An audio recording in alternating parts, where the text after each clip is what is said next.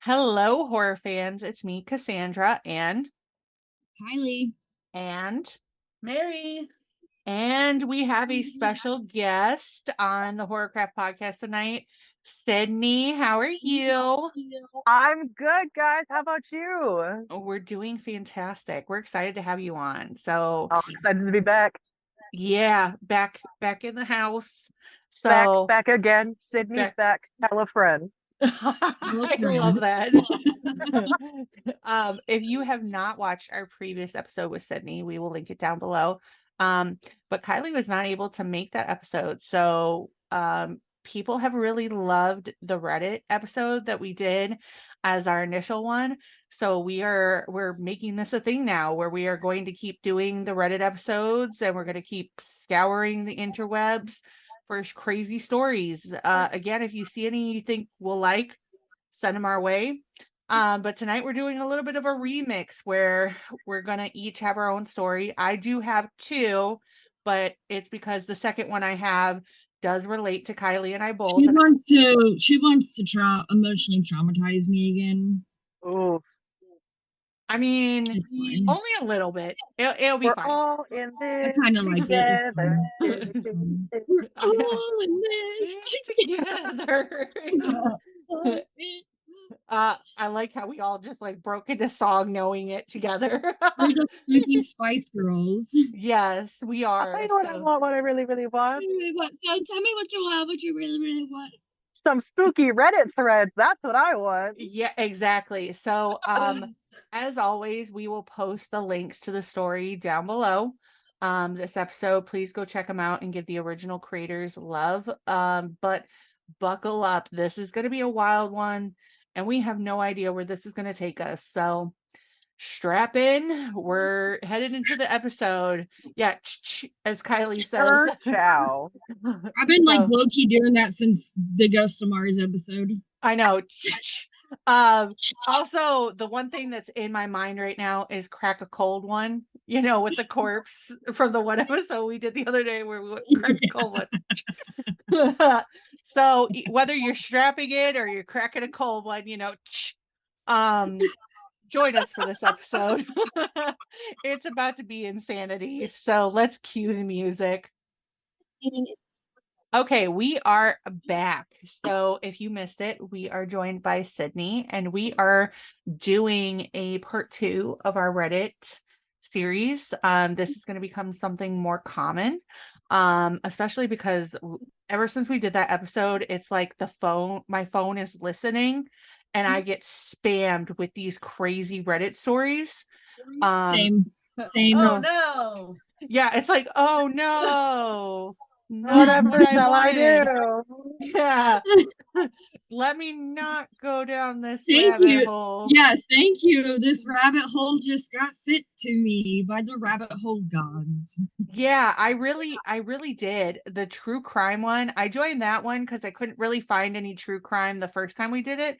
And I got sucked into this person's post where they were posting about the 8 passengers true crime thing that just happened with the mom with Jody Hillenbrand and her kids. Ruby Frankie. Yeah. Oh my god. Oh, the Ruby. She was talking about the Ruby Frankie or whatever. Yeah, and I'd heard of it before, like when the whole her first controversy started happening, but I didn't know like the whole story. And so I went down deep, and I remember how the kid had to escape. Yeah. And how bad it was. Crazy. So, and what was crazy is attached to that like thread or whatever, you can get like spammed with different things. It was the Lori Vallow, which Kylie and I very clearly have a clubhouse room where we found out like that they had caught up with her and they found the kids' bodies, and we were like, fuck that bitch. Yeah, and absolutely. I had been watching that one since like that. So when the kids first like went missing, yeah. But I've had to quit paying attention to it just because. Yeah, it can be very triggering, but yeah, it was just like somebody had like kind of talked about that as well, and like I was just like, shit. I am Reddit. You have me like deep now. This, yeah, you have me in a chokehold, and this is not fair. So, Yeah, I managed to get my hands on the Bella, CC, and Shanann Watts autopsy reports recently too. Oh my god. I heard that. I Did you have hear? access. Did you hear about the craziest thing about that? This is a total tangent moment. Which part? Which part? I'm so The sorry, craziest part to me is his Tangent parents. alert, a good one. Yeah, tangent alert, good one. His parents still tried to collect the life insurance money after he had been put in jail. They tried to collect the $500,000 life insurance policy after this man, their son, had killed his wife and his 3 kids. Yeah, it was crazy. Yeah. And like, have you seen? And again, this is me coming from a paranormal standpoint, but have you seen all the little tiny things with the police body cam footage? You could hear little voices, even to the point where the officer in there was like, "Did you hear that? That was weird." And you could hear them talking about it. But I think the freakiest part is when the police first get to Chris Watts' house and he's sitting there talking to them. He's standing in front of the TV. And on the TV behind him actually starts playing the American Horror Story Apocalypse movie trailer or the TV show trailer. And in that trailer, I'm getting goosebumps thinking about it, was a baby in a sand dial that had tar and oil coming out. And it was playing right behind him. And he turned around and looked at it. There was a baby, it like shown in the fetus and everything. It was still in the stomach and it filled up with tar. And he quickly turns away and kind of covers his mouth a little bit and walks. But how freaking weird for that to pop up while he's trying to explain this away with the police in front of him. I think I've actually heard something about this because this sounds familiar. That there was like a lot of stuff in the body cam footage. Yeah. So thinking about that way. So from a standpoint of somebody who like the law is my bread and butter. Like this is what I went to school for. Like this is what I love. I love the mechanisms of law, right? The thing that pissed me off the most is that police officer when the neighbor is next door and the neighbor is very clearly like he is up to some shit. He is like he is doing weird shit. Afoot. And the police officer's like, oh, well, he just lost his wife and all this. And he's like, no, he is up to something. He's being weird. I'm like, yeah, I don't understand why that didn't tip him off and he was not arrested right then and there.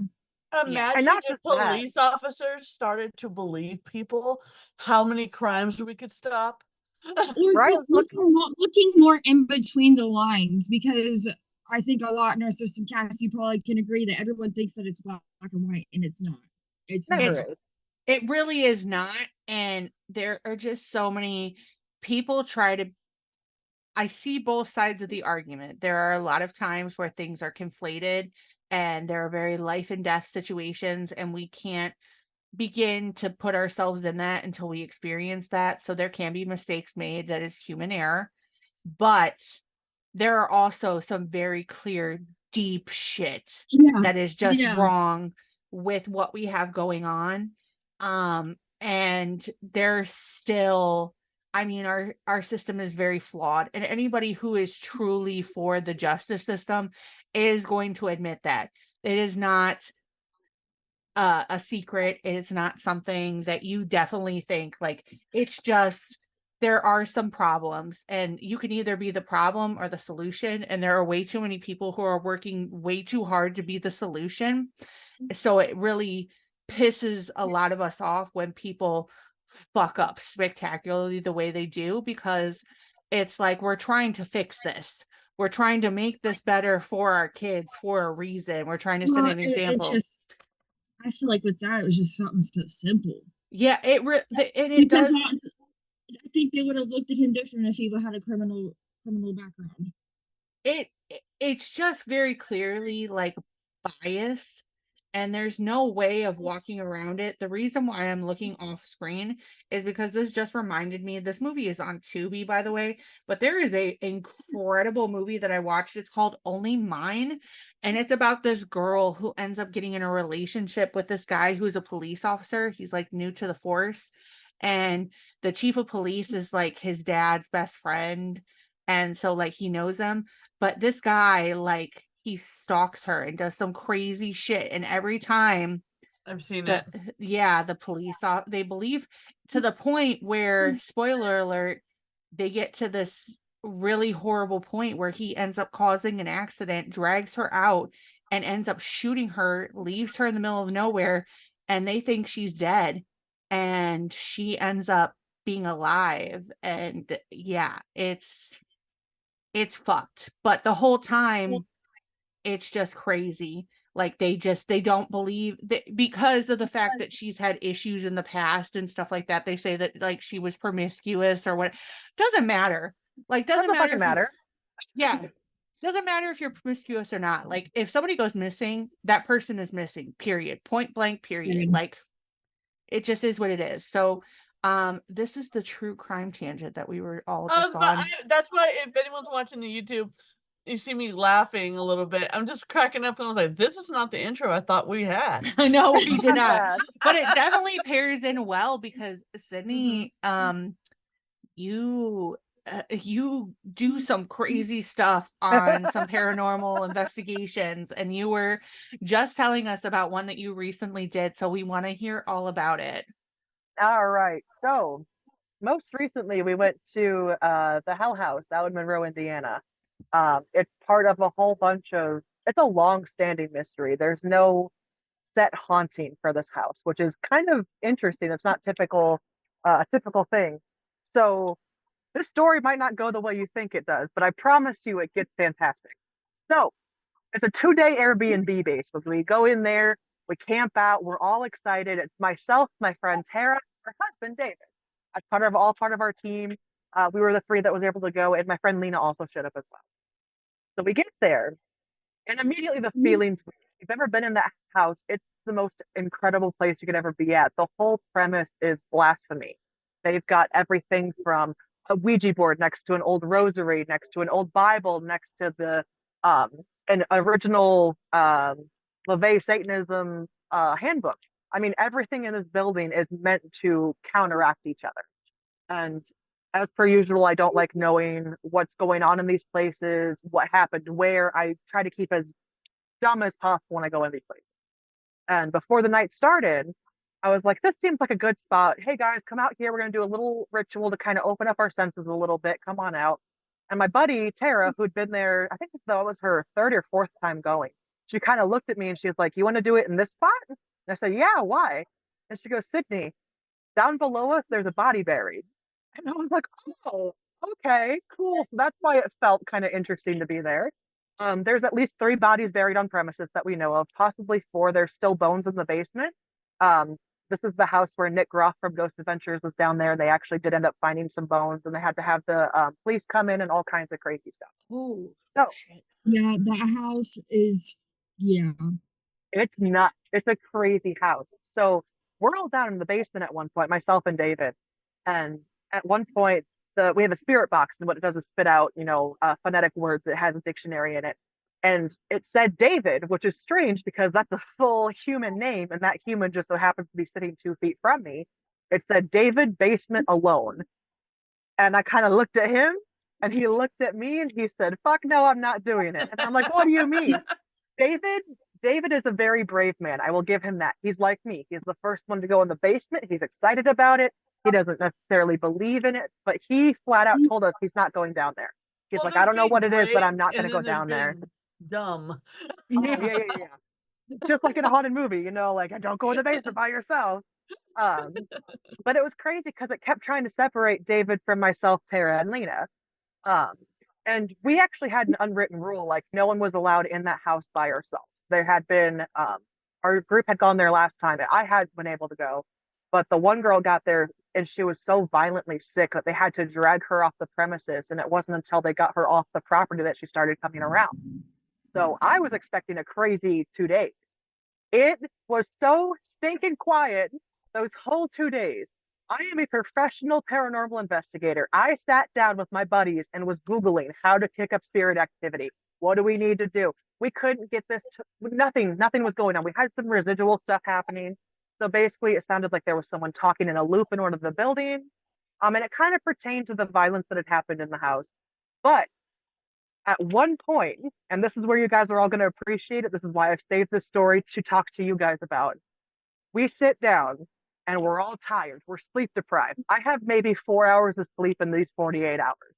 So we're all laying there and we've got the REM pod and cat balls and all kinds of things. And what those all do are proximity sensors. So if something gets close to it, if something bumps it or touches it or moves it, it'll light up and cause noise. We had not had any interaction in this house whatsoever. And we're laying there, and the ovulus had also been spitting out words like slave, sub, daddy, and everything like that. So at one point, I kind of sat there and I was like, I thought it was some kind of horrible Underground Railroad or something with the terms of sub and slave. But then I was like, why does it keep saying daddy? So I stopped and I'm laying on my stomach and my buddy Tara's laying on her stomach. And I was like, what, do you just need us to call you daddy or something? Is that what's going to get your rocks off? And wouldn't you know, for the first time that entire 48 hours, every single thing lit up like a Christmas tree in that kitchen. So of course, we're slap happy at this point. We're exhausted. So we just, oh, what, is that what you need? I have this whole thing on film too. So if you guys want me to send it to you, I can. Definitely. But at one point, I'm like, hey, the light's still on in the kitchen. Can I get up there and go ask? And one of us had said, you can't talk to daddy that way. He doesn't like this. So I said, pretty please, can we get up and go turn off the light? And all the fucking things went off again. And sure enough, come to find out, there's a storyline in that house where there was actually a brothel at one point. That there was this one section of the house that was used in sex trafficking. And we're all starting to piece this together like, oh shit, maybe that's what's going on here. And that was the only time we had intelligent, constant responses, was when we were referring to whatever was there as daddy or sir or yes, please, no, thank you. The whole night he was answering after that. But other than that, we didn't get a whole lot. But the fact that that was the only time we ever got any kind of words coming out, we do think, and David, if you're listening, I love you very much. We think it's David's fault that we didn't get enough interaction. He's always kind of been one to block things out, and that's nothing to do with him. That has just to do with, the spiritual side of things. But the three of us girls, Lena, Tara, and I, are all trying to get back out there, and that's what I'm going to try to see if I can get you guys to come out too if you want to. I see your eyes getting so big, dude. I will. I just can't read. Listeners, if you're listening to this, I just can't guarantee that I'm not going to freak the fuck out or shit my pants. That's fine. That's what we're here for. We got professionals in there. We'll take care of you guys. Yeah, as long as I can figure things out logistics wise and kids, I'm freaking there. Hell yeah, dude. Kylie and I on a ghost. I would love to go, but I'm in California. I would like. It's fine. We're gonna make a GoFundMe. I would like to ask the spirit if I can steal the counter to write a book about them, because this sounds like some shit I would read. Okay. It's so fun. We laughed like maniacs. And like I said, I have the video. I can send it to you guys. Who's still kinky yes, after life. Yeah. He wanted nothing to do, and he was like saying all kinds of. It kept coming up with "Daddy, please," "Yes, please, ma'am," and it just kept coming up with all these things. And I looked at Tara, and I was like, Tara, we've been hunting the wrong kind of ghosts here. We were looking for something that was not this. And of course, we have it all recorded because we're a team. And I was live streaming on Facebook, and you can hear her at one point say, God, I hope my boss doesn't get to see this. See it either. Taylor, Paige, if you're listening to this, we're going to take a copy of Slasher Pass and just open it up and be like, we give you an offering, dear ghost. Here's an offering. You'll love it. Yeah. It's got I ghosts spit in my it. drink everywhere. Holy shit. Well, oh my God. Sydney, you don't know this, but our dear friend Taylor Page, she has Tyler Page. Yeah, I fucked it up. Sorry, Tyler. I am so sorry. You can cancel me. It's fine. I love you. So cancel me. But she has a book series that's like a Final Girl book series, and the first one is called Slasher Pass, and it's two guys with ghost face masks, and it's got cults. Yeah. It's got all it's like Devil in Ohio meets Slasher Scream. Pass, Yeah. Tyler. Slasher Pass. Yeah. Yeah. And then author is Tylor, and Paige is Paige. But Sold. that spirit would definitely like that too, because you know, it's And that was the worst part too, is I even called my husband and I was like, if you're watching this live stream, know I love you more than anything in the world.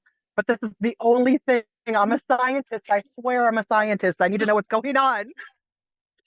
I'm sorry, honey, that I had to call this ghost daddy. It was for science.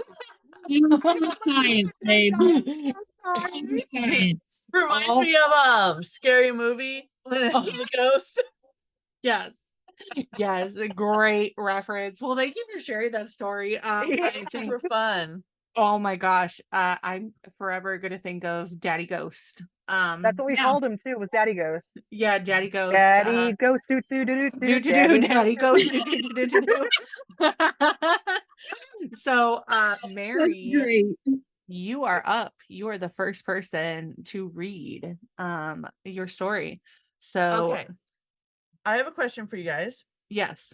Did you ever have an imaginary friend? Yes. Yes. His name is Peter. Wilbur.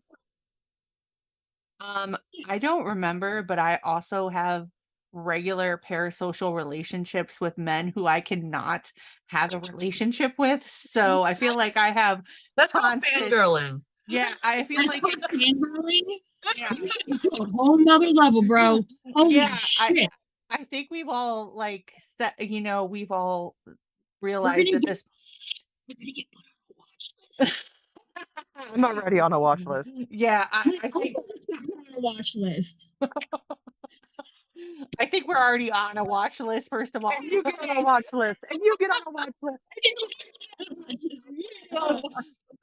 I'm pretty sure though my imaginary friend in my young adulthood was Gerard Butler's Dracula, because I really was convinced that that was my Mary. that was Stop my her. that was my Well, let her like go. Let her go. I mean, you know, all I could say is I just felt like it was destiny. Okay. And Well, mine was Peter Pan. Peter. It was Peter Pan.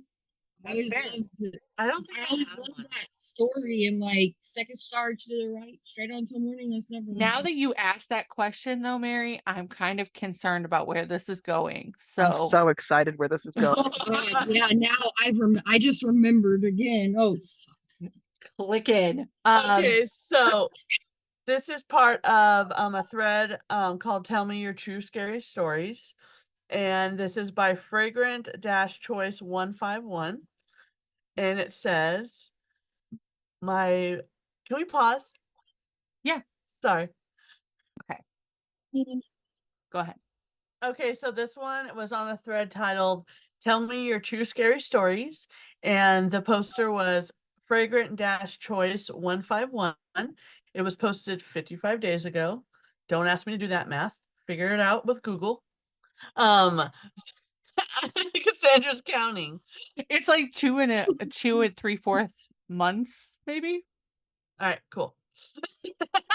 3 months ago. Okay, Yeah. so this is why I asked about the imaginary friend. My big brother used to have an imaginary brother, and he would always play with him, but sometimes he would say, "Stop, leave me alone," or "No, I don't want to go to my room and play." My mom would ask him, "What's going on?" And he would say, "He won't leave me alone." And of course, my mom had no idea what he was talking about and thought it was just him being a kid with an imaginary friend. Well, a day after my brother's party, he had these balloons, and keep in mind, my brother is just a little kid, and he's obviously not tall, so he couldn't reach the plates, knives, forks. It was around 10 to 11 p.m., and my mom heard the balloons pop, so she went outside, and my brother looked really scared. So my mom asked him, "What happened? Did you pop the balloons?" And my brother, freaking out, said, "No, it was him," pointing to his imaginary friend that my mom obviously couldn't see. My mom saw the knife next to the balloons and immediately knew that he was too short to reach any of those things. So she said, "Get out of my house." to my brother's imaginary friend. Since my mom couldn't see him, she asked my brother if he left already, and he said he had left and thanked my mom. Later, about 10 to 15 minutes later, my cousins came over, and my cousin said that he saw a woman in all white with her hair in front of her face in the door. My brother said that was his imaginary friend's mother, and she opened the door. My cousins were already inside, and then asked my brother if she was still there. And my brother said yes, and that she was mad. So my mom started to yell for her to get out, and then she asked my brother if she was still there, and he said no. My brother is now 19 and says he still sometimes sees him in the mirror. Oh. And there's one comment. I literally can't breathe after reading that. The part that got me, he still sees the home. Yeah. You still see this? Why didn't you call nobody to come get them out of your house? Like there's people like Sydney. Yeah. Fucking Ghostbusters. Yeah. We shout out that poster's mom, who wasn't like, you're wrong. She's like, get out of my house. Yeah, snaps for her. Snaps for the mom. Yeah, that Why one was did that give me Julian vibes though? That does. It does. It does. Yeah. Yeah. Yeah. Kylie and I, for a while, because we video chat for a while, at different times during the day, like we're always talking. Mary could tell you, like we're always, all three of us are always talking. Like it's just, but for a while, her son Julian, who we call Juju, he was talking to somebody like off to the side. I did not know this. Yes, he was. Yeah, there was one night that we have a video. Like he woke up out of his sleep and like looked up and like reached his arms out to somebody. Yeah, he's my sensitive one for sure. That's, see, I used to do that when I was young. My mom was always freaked out because my great grandfather died like maybe 2-3 months before I was born. And she said that I would sit there and wave to him and smile and giggle like I've talked to him before, like I knew him. And she's like, it freaked me the hell out. It scared, whenever you did it, it freaked me out. And so I was like, that's how he acts about my dad. That's how he acts about my dad. Like he knows, like he'll say, Poppy's gonna kick your ass. I'm like, what? Okay, don't say kick my ass, but yeah, tell Poppy to come kick my ass. Yeah, so I've never shared this up until this point because I didn't want to upset my grandmother, but if you don't know, I mean, I mentioned it in the episode that we did about the crow. My uncle tragically died 2 weeks after Brayden was born. He was in an accident and he went into the river. He made a gut decision to get out and his body was dragged under the water and they didn't find him until like much later. And we found out literally like 20 minutes to midnight on New Year's Eve. Which New Year's Eve is like a big German holiday. Well, my aunt died a couple years later, my grandfather's sister. She has a lot of pictures. And so I became the holder of a lot of those pictures. Brayden, we were going through the pictures and I was showing him, he pointed to a picture of my uncle and he said, yeah, I've seen him before. And I said, oh, grandma and grandpa's. He's like, no, I used to see him in my room. Wow. And I was like, yeah, I always, my left ear's ringing. I always felt that way. Like in my mind, I always felt like my uncle kind of felt like it was his duty to watch over Brayden. Cause like the last conversation I had with him, like was Christmas. And he was like, I always thought I was a great uncle, but now I am a great uncle. Aww. But yeah, so I always think about the fact of like, is he watching over Brayden and stuff? So, and I have like his picture of Freddy Krueger and his little soldier. And there's some times where I literally like I'm editing in here and I can just feel like he's right there. Him. Yeah. So I know, and my uncle was very like beat of his own drum kind of person. So I know if he was alive, like he would love Brayden. He would think that Brayden was like the coolest kid alive. So I think often that he's like watching over Brayden, but it's crazy how kids can pick up on that. They're Um, definitely more susceptible to being able to pick up on things like that. they very much are. So, but yeah. So I mean, not that my grandmother wouldn't think that that's a good thing, but you know, that was a very difficult time period for my grandma. And the first thing I want to do is be like, hey, by the way, I think Brayden's seeing Uncle Mikey. Right. So, but no, I think it's beautiful. And, you know, my grandparents are very close to Brayden now. So I think that that's also too, like, my uncle feels like Brayden's watching over my grandparents for him here. So he's watching out for Brayden. So I just think it's like a beautiful symbiotic kind of thing. But if you still have your imaginary friend hanging around at this point, please seek professional help. It's Like out not there. and not and we're not It's talking like 2024. It's out there in public. we're not talking Especially about like if your imaginary friend wasn't nice and had knives. yeah, Yeah. this sounds like a side plot from the movie Imaginary. Like Right. It does. it No, does. It does. It does. It does. So listen, you could come for me all I want, but Imaginary was kind of a hit. Like It was. it was. It was. I mean, not everything can be Jaws level, but listen, that was a pretty cool concept. So It really was. yeah. I thought about antlers. Yes, that too. So, okay. Well, we'll move on to the next story. Okay, so we're back. So like I was saying, we are normally for the last episode I did creepy encounters and paranormal encounters. This one is a different one. I've heard a lot of stories from this Reddit thread, so it's the Let's Not Meet. The It's user crazy. Yes, there are some that are just if you have a chance to go down the rabbit hole, I found out about Send me the rabbit hole when we're done. Please, yeah. yeah, there are some, it goes from, okay, I get that, to that's a crime. That's a crime. I don't That's a know. crime. Yeah. It's like that part in the Lego movie. I'm gonna have to report you. Yeah. But this is from user Don't Talk to the Cops. This is 23 days old. Makes sense. Just a warning. If Yeah, it's a crime, it's a crime. don't want you to talk to the cops. Yeah, we got to keep this between us. But Yep. this is not safe for work. So just a heads up.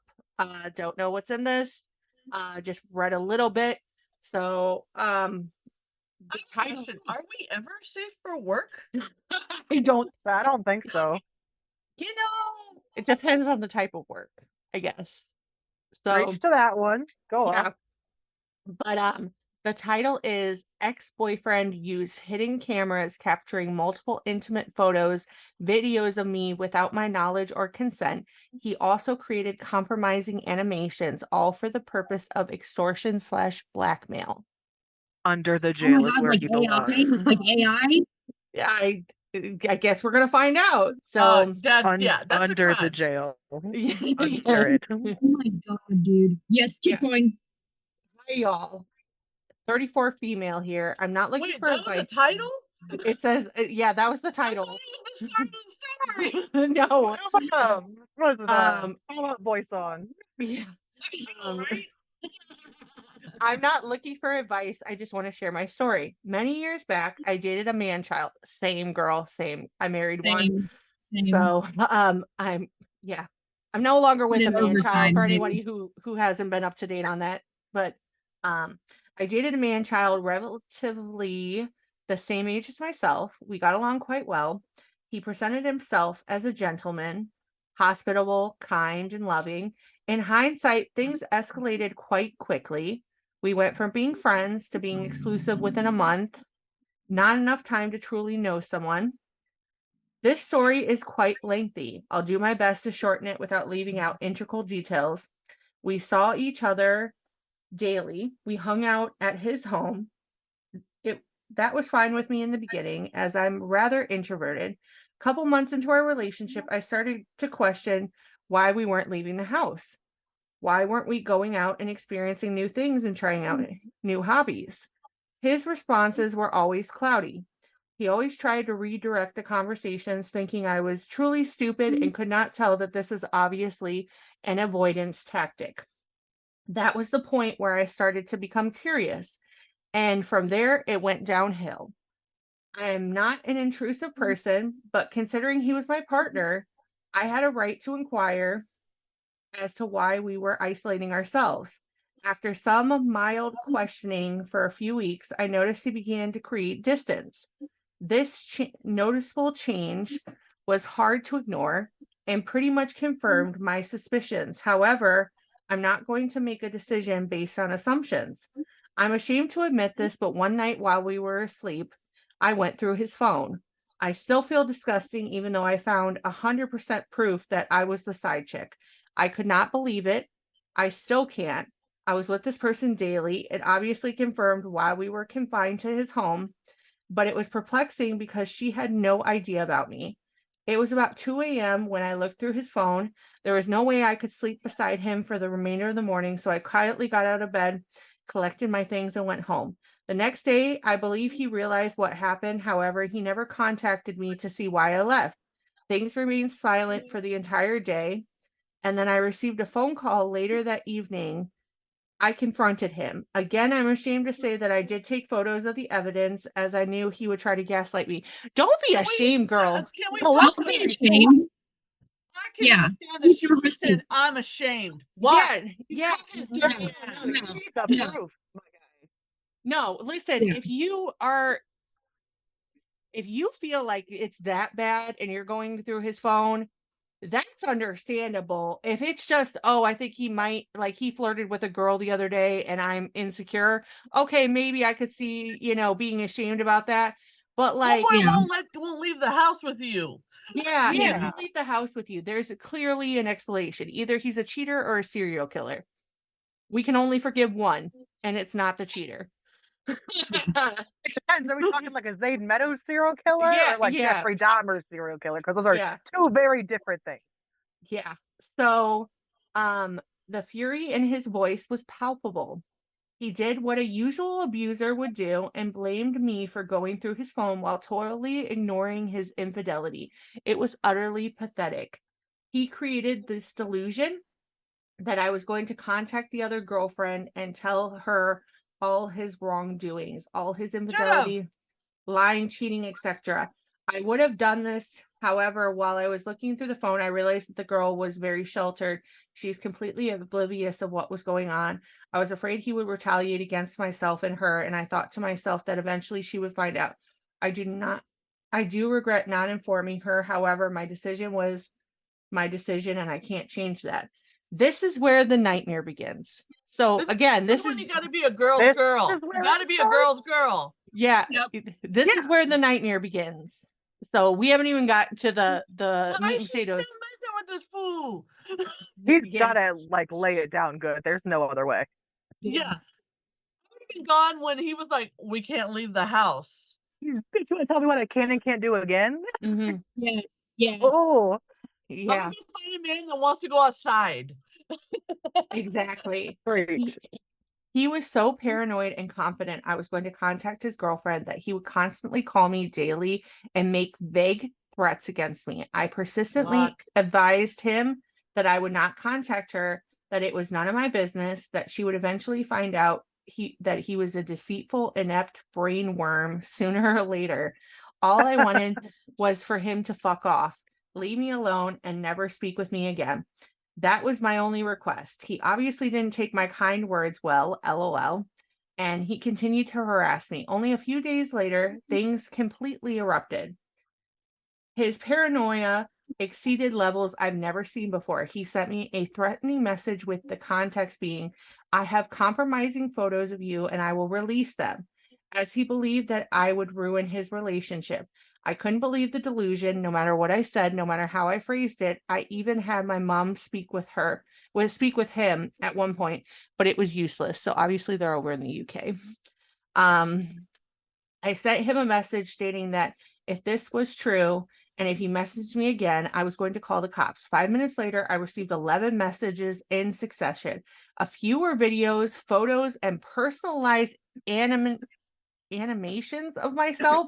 I had never seen these images, videos, and animations before. These were taken without my consent.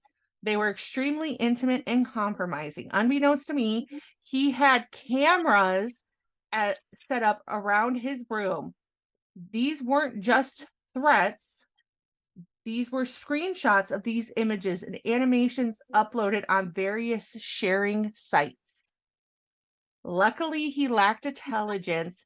He sent me the evidence. There was nothing I could do to stop the uploads. I immediately went to the police. They did manage to get some taken down. However, there was no promise, as once a photo is uploaded, it can be immediately archived. This is forever altered my life. I don't see my relationships the same. I can't be intimate. I can't form strong bonds. I've become apathetic. I'm forensically observant. I have difficulty trusting everyone, even my family, and so much more. In conclusion, the police were rather efficient and treated me well. I was granted an immediate protection order, family violence order, which again, that confirms the UK because that's UK They're family good at that. violence. Yeah. Yeah. He broke that quite quickly and called my phone trying his best to apologize, begging me to drop the charges. He was so pathetic. He got his mummy to ring me and try to persuade me. I immediately called the police and they took immediate action. This ended up going to court. I won. It's not the result I wanted. However, he did get his name on that good old sex offenders registry, which is far more egregious than people may think. Nevertheless, this is beyond life-changing. To all who have gone through this, I'm sorry and I feel your pain. Cheers for listening to my story. I know it was long, but I hope it was a good read. Be careful around people who you think you trust. It's quite pessimistic, but unfortunately, there are some life aspects of life that are quite paradoxical. Humans are social creatures, but many humans are pure rat shit. Yeah. That poor girl. Under the damn jail. It sounded like they were nerds, and dude was a big old nerd. And he took those videos and edited it to make it like she was like a cartoon. I mean, I guess a little bit like AI, but like, what the fuck? She must have low self-esteem because she didn't want to stop talking to him. Yeah, it Well, was almost the like she felt, brainwashing. yeah, Yeah. she felt like poking the bear. So, I mean, it's no secret. I mean, I guess it's kind of a secret, but it's no secret that I have had a tumultuous relationship with my son's father. There are a lot of things that I immediately like rabbit ears picked up on. If anyone is ever trying to isolate you, that is a red flag. If they try to spit it back on you that you are looking throughout their phone, red flag. So I'm really glad that you are out of it, and I'm truly sorry that you went through that. I hope that you find somebody who treats you like the fucking dime piece that you are. Period. So, Gosh, what a piece of crap. I'm so glad he's on a sex offender list. yeah, sex. So it works a little bit differently in the UK. I think it's. I will have to look this up. I'm very interested with the law in the United Kingdom, so I religiously watch Law and Order UK. If you didn't know that that was a thing, it is a thing. I know, It is like, I need fantastic. to, like, can we find some court case numbers and look this up into, you I know? we're gonna I post the want to see link. what dude looks like. I need to know what dude looks like. I need more to this story. Yeah, needless to say, I hope she's safe. I hope the other woman is safe. And I agree with what Mary said. Be a girl's girl. Like one Yeah. thing that I have learned through my own situation, especially because, and this is not a lie, my son's father has multiple children by different women. And it's very much a tactic that he would do where isolating the other person. And he could say whatever the fuck he wants about me. This is my podcast and I have the mic, so fuck off. But that is something like I am friends with the other children's mothers now. And it's something that's very humbling. Like, I wish we could have gotten to a point earlier where we were all in it together and not now later. I'm glad we are later, but through and through to this day, I have learned, be a girl's girl. If you have that intuition, say what you need to say. So, but yeah, I hope you're okay. I hope you find somebody who treats you well, and definitely let us know. Just send us some love. Let us know you're okay, because Yeah, absolutely. that's horrible. So please go It check is. out the original poster's post, please, and show her some love. So but Kylie, you are up next. Are you excited? Okay. Yeah, mine's completely, I guess, kind of different from your guys's. That's great though. This is under the humanoid encounters. Oh, Yes, by Uger Ruger. I'm gonna say probably Uger Roger.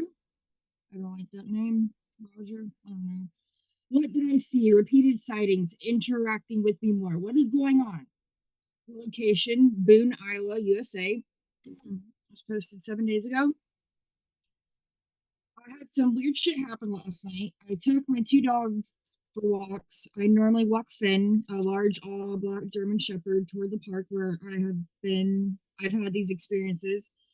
And I walked Booger, Chi Terrier mix. Oh, Chi dogs? Those are like the big fluffy, I think. Those yeah. are Yeah, scary. they're like the border collies almost. Yeah. Yeah, the other direction toward downtown. On my walk with Finn about a block away in the direction I was headed, I saw 3 or 4 deer calmly walking toward the park. Most nights where something weird happens to me start like this. The deer seemed completely unbothered by me as I approached. They kept walking toward the park, but stopped every few steps to look back at me as if they wanted me to follow them.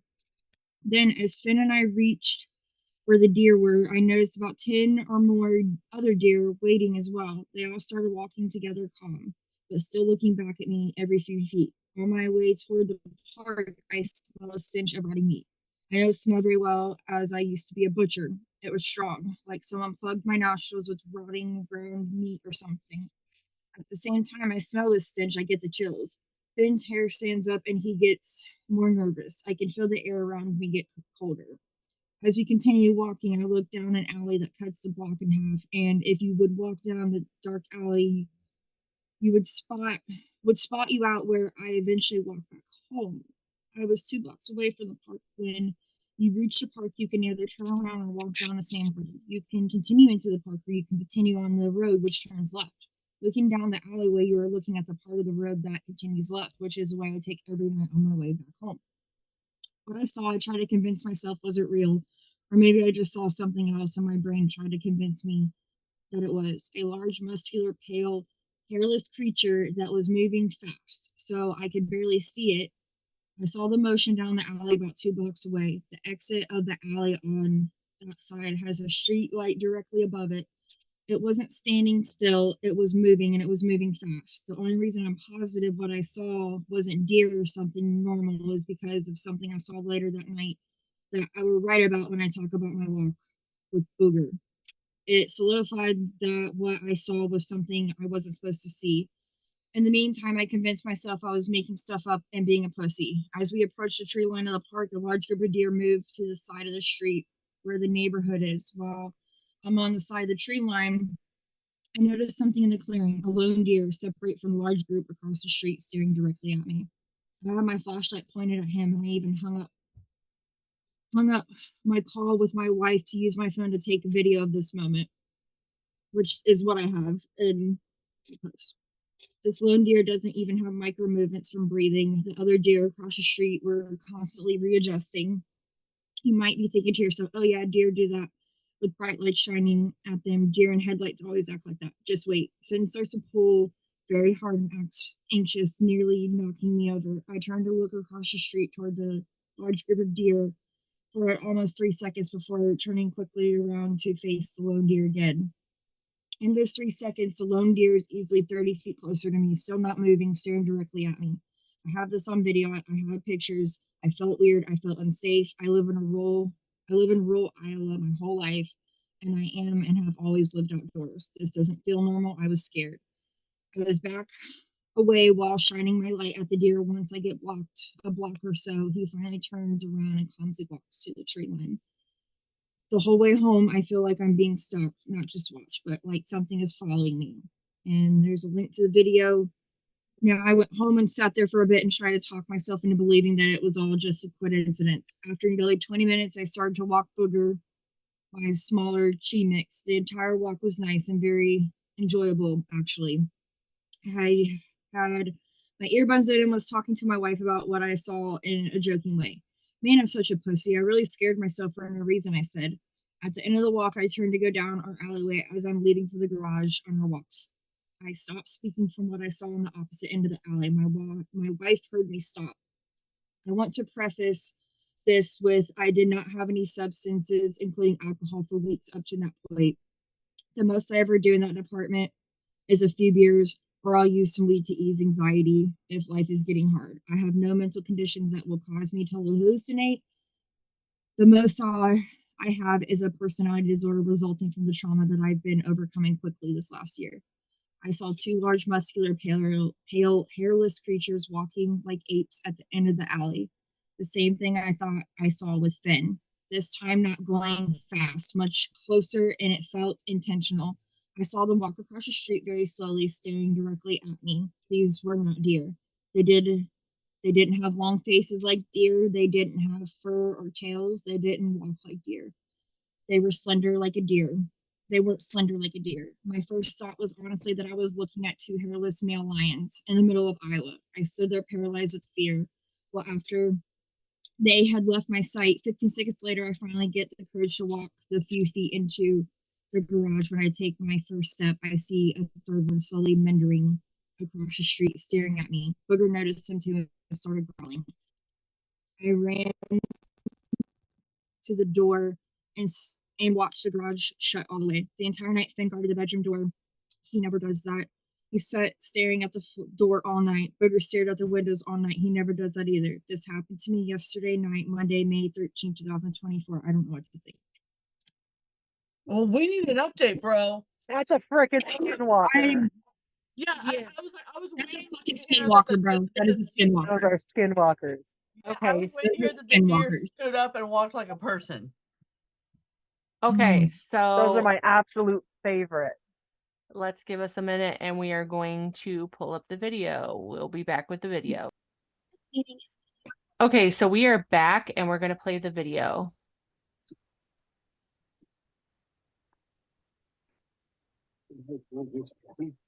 He's being weird. The dog is. Yo, what the fuck? He got closer. I swear to God, bro. He's. I saw that weird shit that one night. So maybe there's other videos. I don't know. We're gonna. Yeah, there's not any other videos, but I mean, very clearly the dog, there is something going on because the dog is like, Nah, bruh. yeah, Not about it. He's not about it. I believe it, man. I think nighttime, especially, that is when things like to come out and play. And in rural areas, I don't like going outside my house at night. yeah, no, I don't either. If I go out by myself at Kylie's house, I'm gonna live stream. So if you guys see that, it's just for protection. I just want to see around her house because you know my theories. Yeah, yeah, we believe Kylie's house is part of like a horror movie set. So hell yes. I mean, it's. I don't think it's quite necessarily my house. I definitely do think that there's some things that hang around, some people, but I definitely do think there's something like with the land I live on. And I also live in Bigfoot country. I live near a radiation plant too. Oh shit. So yeah, no, most definitely the UFO activity. Yeah, yeah, Kylie, where she's at, her like when we go to Johnny and Friends, it's in West Portsmouth, and obviously the hotel that we stay at, I'll have to take a picture when we're up in front there, but it's like a big lodge that backs up to the mountains, and it is kind of, but yeah, anyways, what I was talking about is where we stay, it's back towards the mountains. And even in the gift shop, Jim bought this his first year. He has a cane that has Bigfoot on it. That's like a walking stick that everyone loves when he brings it. But apparently Bigfoot is supposed to be sighted there all the time. Like they make a whole thing about it. There is a ton of Bigfoot merchandise. And I will tell you, looking out onto those mountains, especially when the fog rolls off, Bigfoot's out there. Oh, Something's out absolutely. there. Something is out there. So something is out there to get us. Yeah, I remember just going on the back balcony last year. I just felt like something was in the woods watching me. I felt like that the whole week. I know. But we're together, so nothing can stop us. We punch a hole through Bigfoot. It's like having Joel on my team. Yes. Yes. We love Joel. Yeah. So same. So to wrap up this kind of our version of Midnight Society, this is one that I had to share because Kylie and I both have children on the spectrum. And when I saw this, I have not fully read through this, so I have no idea the adventure we're going to go on with this. But I'm it is. getting my vape for this one. Cheers. You might need everything for this. Cheers, so, Sydney. So this is from Creepy Encounters. The user is Cool Girl Here. It's 29 days. Nice name. Yeah. This is Mary ghostwriting. But the title is Stranger in Park started asking me suspicious questions about my autistic son. My youngest son is autistic and he's 5 years old. It's very obvious that he's autistic. He constantly stims with his hands, rocks back and forth, doesn't respond to communication. He is a gestural language processor, so he repeats catchphrases. For anyone who doesn't, this is common with kids on the spectrum where they mirror back language without any concept of it. So they'll say, like, my child would literally repeat phrases from Frozen all the time when he was younger and have no concept of what it meant. So it's called echolalia as well. It's starting to do kind of a little bit of that. I wish it was kind of more like that, but yeah. So he repeats catchphrases that only I can understand. For instance, he will say "whittle wobbles" when he has a hole in his sock. Saturday, I took him and my daughter, 8, to the park. A man probably in his mid to late 30s was there. Hold on 1 second. I thought her daughter's name was 8. What's the daughter's name? I thought it was 8. She's 8. Learn the internet, Mary. The very first woman she ate. She ate. But a man probably in his mid to late 30s was there with who he said was his niece. Her and my daughter hit it off, so he came over to talk to me. My son is in his own little world, but playing on the equipment from time to time. And he hits himself in the head, so I constantly redirect him. The man asks if my son is autistic, and I say yes. He then asks when he was diagnosed. I told him at the age of 2, almost 3. He asks if he's in regular classes or special needs classes. I don't answer him right away because I'm uncomfortable. He can tell and responds, I think my nephew is autistic and he's 3. So I let my guard down a little, which was the wrong decision. I tell him he's strangers, even as adults. Yeah. Danger. As soon as you said the title with the stranger, I went, oh no. Yeah. Don't talk to strangers. Stranger, son, autism. Yeah. Fucking nightmare. I tell him he's in special needs class. He asks what school because he wants to know options for his nephew. I hesitate, and then I tell him the 4 schools in the district that offer a special needs class, not specifying which school my son goes to. Then he asks if my son runs a lot. I just reply sometimes. he notices the GPS tracker on my son's ankle. He asks how well that tracks him and if he ever takes it off. At this point, I realize that this is not a conversation I want to have. I know. I tell him that I'm not comfortable talking to him about this anymore. He responds with, I'm concerned about my nephew. I tell him not all I'll talk autistic. to someone else. Yeah, I don't fucking care. I tell him. Yeah, exactly. I tell him not all autistic children are the same and he should get him evaluated. I call my daughter over, who is upset because she was having fun playing with the little girl, and pick up my son, and we go to the car. I'm watching him as we leave and he's just staring at us. My daughter asks why we had to go, and I tell her that we have to go home and do stuff around the house. She's very intuitive and asks, is it because of the girl's stepdad? I ask her why she thinks he was her stepdad, and she said that the little girl told her he was her mom's boyfriend. I asked Now, I asked what else she said Where's about the him. mom? That's what I guess we're gonna find out. I asked what else she said about him. She tells me the little girl said the man's name, likes to talk to girls like your mom, and it makes my mom mad. I then ask if there was anything else. She tells me the girl said she was glad she met my daughter because she's the only child and doesn't get to play with other kids except at school. She also tells me the little girl asked for her phone number and wanted to see her again. The man was lying to me. For what reason, I don't know. I can only assume to make it seem like he was single. Could be more sinister than that. I have no idea. I immediately call the police and I tell them everything. They get my info and say they are sending an officer to the park. By the time the officer got to the park, a couple hours later, what the fuck? They were, of course, gone. I gave the dispatcher a description, the man and the little girl's first names, and what I think he was driving since it was just there. So I assume it was his vehicle in the lot. They tell me they will call if they need any more information. Lesson learned. I'm almost certain that he took advantage of my willingness to help another autistic person to try to get information about my son or me. No fucking thank you. He was gonna kidnap that child. Yes. Yeah. I kind of I mean, Kylie, How good does that GPS system work on his ankle? No, absolutely not. so that's Kylie, that's so fucking scary. Like, yeah, Kylie, I don't know if you want to weigh on this too.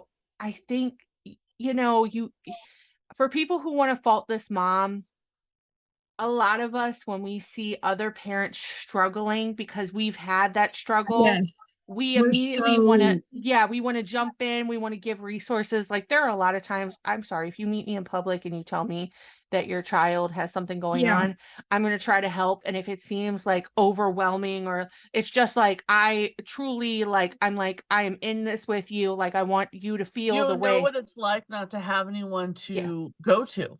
Yeah. Yeah. And yeah, this is a conversation that I have with people frequently.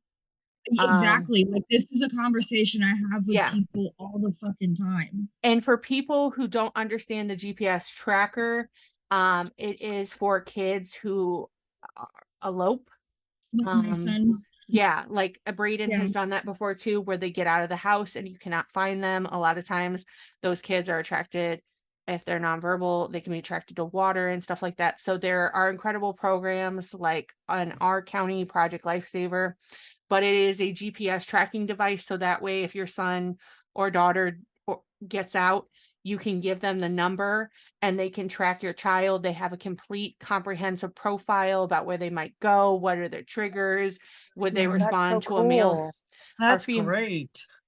But having somebody have the knowledge of that would be, Yeah, to like have the knowledge of what that does and what the importance is of that, and if does he take it off? yes. Yep. That poor little girl. So there is an update.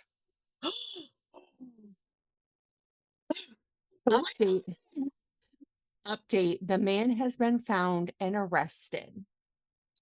My brother shared my story with his friend, who is a sheriff's deputy in the county to the south of me. They had gotten similar reports about a man matching the same description.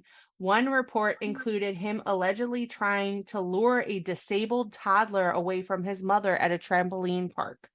So They he had, preys on he thinks kids that'll be easy targets because yes, they have Yeah. a handicap. yes, A they lot had, of predators do that. A lot they of do, predators do that. they do. Disgusting. They had video and his license plate this time. My brother's friend sent me the guy's mug shot and asked if it was the man. It was. My brother's friend was investigating the trampoline park incident, but since it was a different county, didn't know of my report until my brother shared it with him. I asked about the girl that was with him, and he couldn't tell me anything other than she's safe. They arrested him in a county almost 2 hours away from me. I found out his full name and looked up all the charges. He had a warrant in the state to the north of me for so many things, including stalking, violating a protection order, and child endangerment. Jesus. And now new charges due to the trampoline park incident. Since nothing technically illegal happened in my situation, he won't have charges brought against him for that. But my story may be needed for his case. I'm not a lawyer or law enforcement, so I don't know specifics on how or why, but maybe to show a trend of his behavior targeting disabled children. When I find out more, I'll update here. Parents, trust your instincts. I know some comments think I went too far calling the police, but in this case, I'm confident Not now. even. Yeah, Not no. one bit. You should always overreact. Yeah, I am Your confident heart now. can lie to you. Your gut instinct never will. You pay attention to that gut instinct. Yeah, she goes on to say, I'm confident now that I did not. Who knows how many times he has done this, but it went unreported. Jesus. So what Yeah. about the little girl though? Apparently the little girl is safe, but if there's a child endangerment charge, I'm almost wondering if he kidnapped. I feel like he kidnapped this little girl. I think like he that she was kidnapped, safe. yeah. Yeah, he kidnapped her. He Listen, probably kidnapped her only to use her as bait to try and get, yeah. this does happen a lot. Kylie and I both know the statistics that special needs children are very many times more likely to be victims of violence, and especially instances like this. But yeah, this is just, yeah. It's a true nightmare. It is. I mean, people don't understand. I have a lot of people who I'm very close to my son, and at this age, 11, a lot of people look at it as, oh, like, why don't you let, loose of the rain, or, you're a helicopter parent. Listen, I'm a helicopter parent for a fucking reason. Yeah. I'm a helicopter Our parent. children mentally aren't exactly their ages. No, I don't like the term helicopter parent. I think caring about your kid at any stage in their life is healthy. It's only if you prevent them from being social, or from doing things they need to do. But caring and needing to know where they are, no, I'm sorry, that's not bad, because you've got a lot of sick people in this world. And our kids can be very trusting. Yeah. My child especially wants to see the best in the world, and I think especially if they're raised not in an abusive home. Yeah. They're raised in a good, loving home. They don't know not to trust out other there. people. Yeah. So sweet and loving. Yes. Yeah, and listen, I'm just laying this out there for anyone who is listening to this. If you think I sound unhinged on this podcast, you mess with my child, I turn into Liam Neeson. Okay? Like, I will find you, I will know where my child is, and then I will deal with you. Yeah. But my child, like, same way. Me and my son kind of sometimes, and Kylie and Mary can both attest to this, when you're talking to my child, you almost forget sometimes that he's not an adult, because of the way that I have talked to my child. My child would be the first person, though, that if this dude touched my child, he would probably have tasered him within the first second, that just because of how I am. And that might be a little extreme. You want to believe the best in the world, but my I'm sorry. philosophy, This is just not a nice world anymore. no. No. And I think you need to, hope for the best, prepare for the worst. Correct. So my child is very like adamant about certain things, but that still doesn't make me feel like, okay, I can let him go to a certain, like, no, No, not not at all. happening. You have to So worry about yourself as an adult. Let's be honest. It Yeah. doesn't change when you grow up. no, it doesn't. Yeah. It just gets worse and different levels, which is Yeah. terrifying. So I had no Yeah. idea that that's where that story was going. I just saw the title and I felt like Kylie and I need, but this is something I'm that glad it was a good ending though. yes. And Yeah. Arrest his ass. listen, a PSA to everyone out there who wants to second guess a parent, especially a special needs parent, you need to back the fuck up. I'm just going to tell you that. I understand well Take intentions. many fucking seats. Yeah. Take many. But this mom obviously had that reaction for a reason, and she was Absolutely. right. And listen, again, he's not going to be charged for what happened to her son, but that is going to go into a pattern of behavior, and it is going to help put him away for certain whatever charges he has going on. But listen, the worst thing that you can do is judge a special needs mom and doubt them. We go through special needs parents in general, we go through a ton of stuff on the daily, and we do not need somebody who's not going to trust our instincts. We deal enough of that between the medical profession and life and custody situations and stuff like that. Jumping through hoops with schools, insurance, therapies, dealing with, their behaviors of things, out of our control. Like, yeah, no, don't question me. Yeah, I mean, I don't know about Kylie, but I feel like I had to become a nurse to be a parent to my child. So many different roles. You really do. You become a therapist, and that means a speech therapist, OT, PT, ADA. You got to be a social worker. You got to be a receptionist. You got to be a bookkeeper. Let's be a mom. Yeah, and it's a balancing act. It really is. So just next time somebody tells you something like this and they're saying, hey, this gave me the creeps, listen to them, support them, even if it turns out that it's not the situation.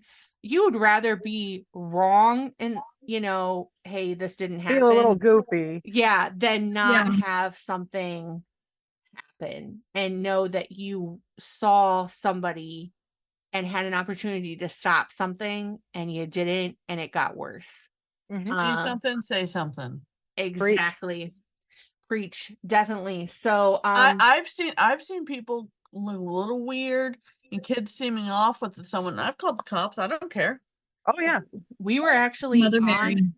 we were actually on a chat with Mary when she was in a parking lot and she got uncomfortable by this guy that was watching, wasn't it a woman? Yeah. And she was like, I'm gonna stay and watch this until she gets away because I don't want something to happen. And 100%. I mean, we need to look out for each other. And for anyone who wants to say, oh, that's pessimistic, fuck off. Like, totally, I'm serious. I'm coming in hard, but like, honestly, it's just. I know, like, I hate saying that, like, the world is just this big bad place now, because I mean, it always has been, but like, it's on meth. It's the whole thing. Literally. Well, we're more susceptible to it. We're women. Let's face the facts. Truly, men are more. I'll choose men the bear. don't have to watch their backs like women do. Yeah, like she just, like Sydney just said, choose the bear. That's that debate about being stuck with a bear or being stuck with a man. And people are wondering why that's a thing. But then on the heels of that, you get that goofy speech that was made by Harrison, whatever. Oh my God, don't even get me started. I know. Oh, listen, God. if you want to laugh a little bit inside and you want to see something goofy, not goofy, but something empowering and just a big middle finger, go on my TikTok, because listen, I wasn't going to do it, And for anyone who wants to like lump me in with mommy bloggers and stuff like that, whatever. But my child loves doing TikToks with me, and my child saw people dancing to the Cardi B remix with his speech, where she like it's just Okay, I gotta fantastic. see this. And Thank I made a God. video bragging on my accomplishments, and my son wanted to join in at the end to show like Oh, I did see Mom- that. Yeah, that was a good video. mom That was so cute. accomplished I love that all so much. yeah, a mom accomplished all this while doing it. And I did end up having to take it down at one point because there was a grammatical error. But there was Wow, another that went from grandma to grammatical. It went from grandma to grammatical. that was a quick turn. But there was somebody that posted that she's going through studying to be a paralegal too. And I was like, listen, keep up with it. But That's so awesome. I know, it warmed my heart. I was like, keep doing it. I'm rooting for you. Like, if you ever need anybody, like, truly, for anyone who thinks I get on here and stunt for the camera, I do not. Anyone who meets me in person, if you need encouragement, you need somebody in your corner, I am that person, even if you are a random person on the internet. So if you're out there and you're kicking butt and that made you mad, I am another woman out there saying, you know what? You keep doing it. You keep sticking it to that man, because you know what? We might have a vocation as women, as mothers and wives, but we are so much more, and we can be endless possibilities of just shades of ourselves. So I also want to point out that Taylor Swift did in fact bring more money for the Kansas City Chiefs than the poor little kicker ever did. So yes, Okay, this is why I love Taylor, because she's representing a strong woman, and her message to other girls are don't put up with anything. yep. and let's give a shout out for her boyfriend Travis Kelce, because the whole time that people have been roasting like, He just oh my talks about god, how great she is. the NFL and stuff, Yeah. he is constantly like, I am by this fantastic person that I am just so humbled to be able to show off.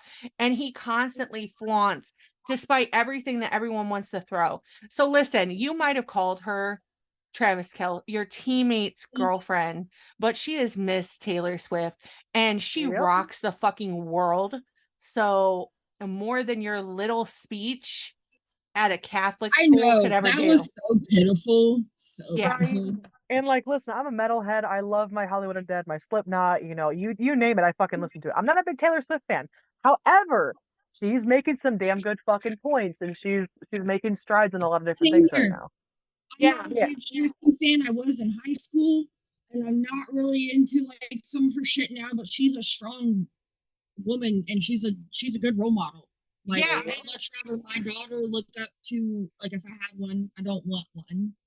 Like, looking up to Taylor Swift, she's fucking killing it. She's been killing it since she's like been 16. And Yep. she's a good person, both in front of the camera and off the camera. There's so many instances of that. And I'm sorry, but in a world where we're still seeing horrifying images, like, I'm just going to call it like I see it. This is our podcast. It's my opinion. You can disagree or whatever. But like seeing that video with Cassie and Diddy and everybody who was ragging on Cassie because she settled the day after and she was like, it's a payout. Anybody who watches that video, it was never about money. It was never about money. Fucking money. It was never about money. It was never about showing the world who the fuck he really was. And look. And listen, the reason we're bringing this up is because we are all strong, powerful women, and that's our big thing. Yeah, and we want to support women in horror. Women belong in horror.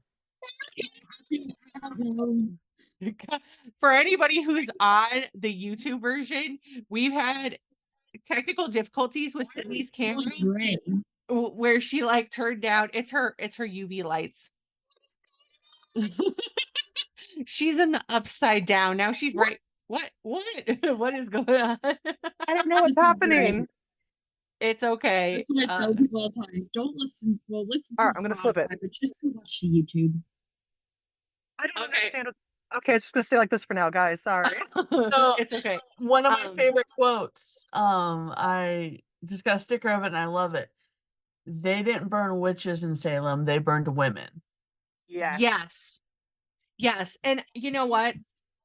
I'm not going to specifically talk about, because I think it's like something that's brought up recently, but with all the stuff with Palestine and everything, there have been a lot of horror talk creators that have come on and been like, I'm not going to talk about this stuff. That's not what horror is about, and things like that. People who I'm even personally disappointed in.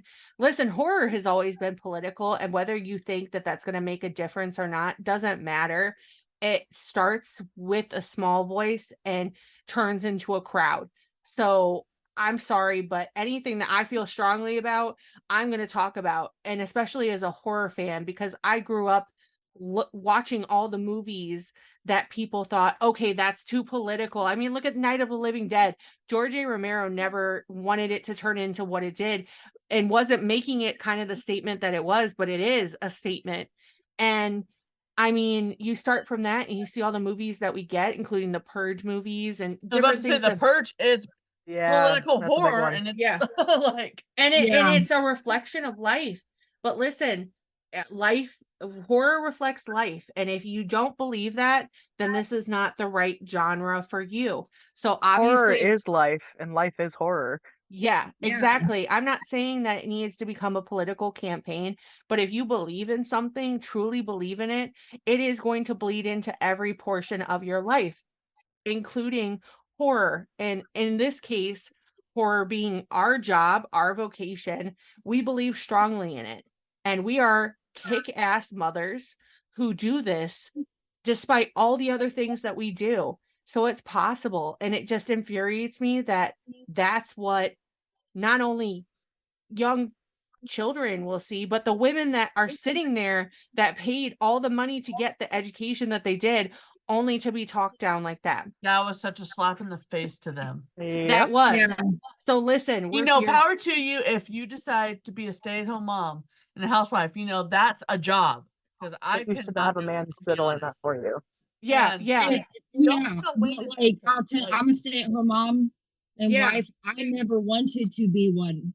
I talk shit about women like that. It's not quite all by choice, you know, but like that's not when the fuck my life started. No. And saying that, No. diminishing somebody's power like that, I will agree that my life got enhanced when my child came along, but it didn't start when I had my child. It just became different. It was a different Yeah. era of my life, and it continues to be that way. So I'm not going to diminish what I have. And listen, I have accomplished a lot while having my child. I went back to school while being a single parent. Yes, I had Jim to help, but I am the only legal guardian of my child. And through his medical, issues, through my medical issues, I literally have pictures of me taking some of my exams in the hospital because of my issues that I have with my body, because somebody's telling me what I can and cannot do with my body. So I did all of that in spite of everything. So you can do whatever you want. You could be a stay-at-home mom. You could be a horror podcaster. You could do whatever you want, but don't put a limit on us. We are women, and we are going to rock this, whether you think we are or not. That's my soapbox for today. I'm just saying. The women's rage is alive today. Yeah. Feminine I love it. rage. We're raging. These stories the have good had shit. some. These stories have had some feminine rage in it. Let's rage for the. Not Just as- mine. Not mine. Not No, but mine. listen, I'm gonna Were be you looking out my expecting window. anything different from me though? No, really, I wasn't. So, let's wrap this up with. Oh, Sydney, do you want to share your story? I can. It's not a Reddit story. Is that all right? Oh, Yeah, yeah. that's fine. Yes. Okay. We'll any story. Yeah. Okay. So I think this is one of my all-time favorite spooky stories. Are you ready for this? Spooky stories. Ooh. All right. This is from like 8-9 years ago. There's things called creepypastas, and they've always been my I favorite. remember creepypasta. They're But on this Reddit. this one is probably my all-time favorite one, and it's called Always With You. Okay. I already don't So- like that title. Oh, Yeah, I you're don't gonna like love it. this then. I am always with you. I was there from the time you were born. I stood in the delivery room, staring down at you before you could even open your eyes to see me. Your family and doctors couldn't see me there in the corner, watching with cloudy eyes. But I was there from the time you were born, and I followed you home. I was with you always, your constant companion. You played with your toys alone while I stared from all angles and nearby mirrors, my matted, clotted hair with oily sweat that hung from my dented forehead like glue. I accompanied you all the time, drifting behind your mother's car on your ride to preschool. You thought you were alone in that bathroom, but I was on the other side of the door, wind whistling through the bruised hole in my throat. My arms twisted and hanging in their sockets as I stood hunched on the other side of the shower curtain. I wait and follow you. I follow and drift behind you. I'm not seen. I'm almost non-existent in the light. You never saw me that morning as I sat across from you at the breakfast table, a shiny red clot hanging from the empty tooth socket as I gaped grotesquely at you. I wonder sometimes if you know that I'm there. I think you're aware, but you'll never understand just how close I am. I spend hours of your day going through nothing more than breathing, gagging really, in your ear. I crave to be close to you, to always wrap my crippled arms around your neck. I lie near you every single night, cloudy eyes staring at your ceiling underneath your bed, at your sleeping face in the dark. Yes, you caught me staring occasionally. Your parents came running down to your room one night when you screamed. You were just beginning to talk, so you were only able to cry out, "Man, man," in my room. You thought you'd never forget the sight of me, with my collapsed jaw hanging from my chest, swinging back and forth. I sank back into your closet, and your mother was unable to see me, though you pointed and pointed and pointed. You thought you'd never forget when they left that same night. You saw the closet door crack so softly and me crawling across the floor to your bed on all fours, shambling and jerking movements as I pushed myself under your bed on disjointed limbs. You learned a new word for me, boogeyman. Not quite the monster you thought I was. I'm just waiting and following you always, stroking your face with my knotted fingers as you sleep. You'll see me again soon, any day now. I'm coming, blunt and brutal. One day you'll walk across the road, and I'll believe I plow into you with a loud roar and a screech. You roll on the pavement, roll under wheels, blunt force metal fenders and my fingers touching your face again and again. You'll stare up at me from the cold pavement with cloudy eyes. Your matted, clotted hair hangs in your face, and your jaw is unhinged and swaying against your chest. You'll notice me approaching. No one else will see me. You will stare past them into my eyes, and I'll leer down at you. For the first time in our life, something like a smile will come over my face. You'll swear you're looking into a mirror as its clotted bits of scarlet bubble from our mouths. I'll lean down past the doctors and the ogling people, pick you up in my crooked arms. Our faces will touch, my wings will unfurl, and then you'll have to follow me. And I am with you always, for I am your guardian angel. And it's literally just a story about death following this person for his entire life, knowing what's going to happen. And it's one of my all-time favorites. I will listen to it constantly. That's deep, really. And it kind of bounced off the whole imaginary friend thing too. That's why I was like, wait a second, I've got one. I love that story so much. I know. I got chills. I felt like someone was watching me. I was just like, I know, I turned around. It's so good. It's one of my favorites. very good. Thank you for sharing that. Seriously. Yes. Of course. That's like it's my all-time favorite. I will show it to everyone that I see. That is terrifying. Imaginary friends. I'll tell you. I'm gonna sleep so good tonight, guys. I'm gonna sleep like a baby, homie. Yeah, Oh. I just need to listen to a scary story every night by Sydney. Do it, dude. Yeah. That should be its own channel right there. So as we wrap up things, we're going to do our new favorite segment that Mary started, which is what are our favorite things in horror this week. Mary, do you want to start off? Yes. So my husband and my stepdaughter, we celebrated Mother's Day, and my gift was that it took me to the movies to see Tarot. And hell yeah. it was so good. Okay, my husband loves horror, but he's more like House of a Thousand Corpses, 31. He doesn't really get into the ghost stuff. He did enjoy the Conjuring movies with me and my stepdaughter. Loved it. And he was going because I wanted to see it. And he was very surprised at how much he loved it. Storyline's great. scary, and I loved the spin on tarot. I'm not going to give details, but just know the legend is amazing. It has the actual tarot rules, and I didn't smell any BS in it. You know how sometimes horror movies get it wrong? Yeah. Yeah. Whoever wrote this Knew their reads shit. tarot. Yeah.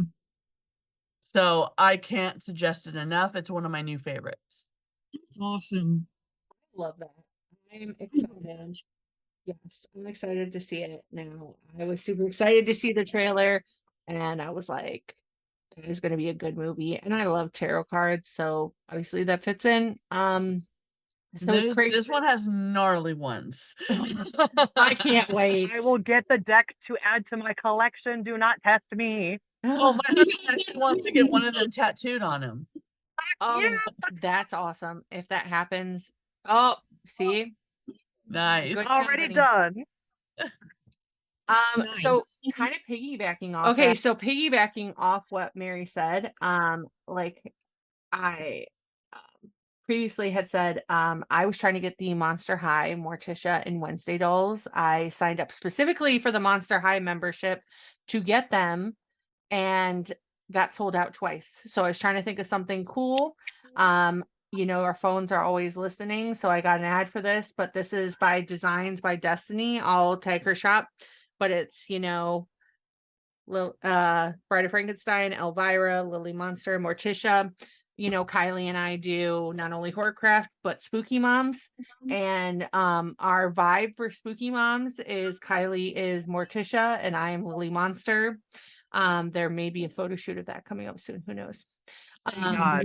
But I love that. I love my name on it as well. So I love that as a gift. And I am a cup you're person. obsessed with cups. Yeah, I'm a cup person.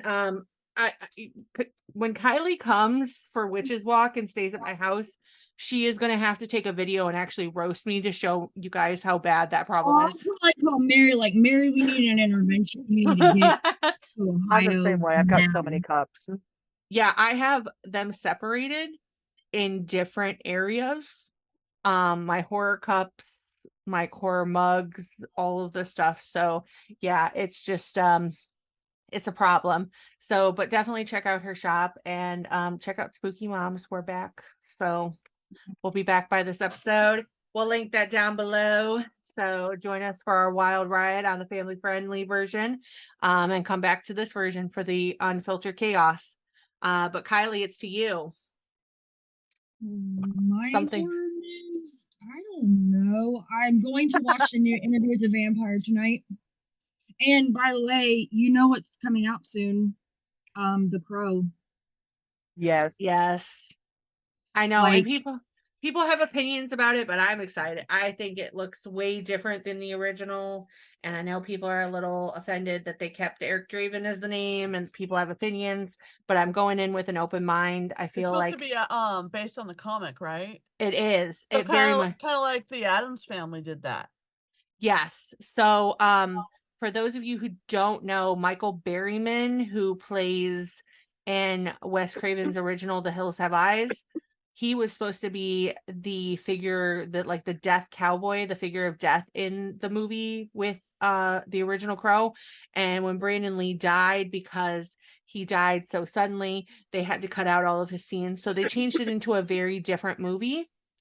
So his movie, I think this movie is more like the comics, and it's a world different than the Eric Draven we grew up with. So I feel like it's enough that we could separate the two. I understand he died in the movie. I get it, but I'm willing to give it a shot. So, but yeah, that's a good one, Kylie. So hopefully, you know, we'll get a chance to see. We can actually go see it together while we're at GhoulieCon. That's kind of crazy. Ooh. Yeah, crazy. Sydney, do you have anything you want to plug for horror or anything you want to talk about? I mean, I'm just really excited for all the new movies that are coming out.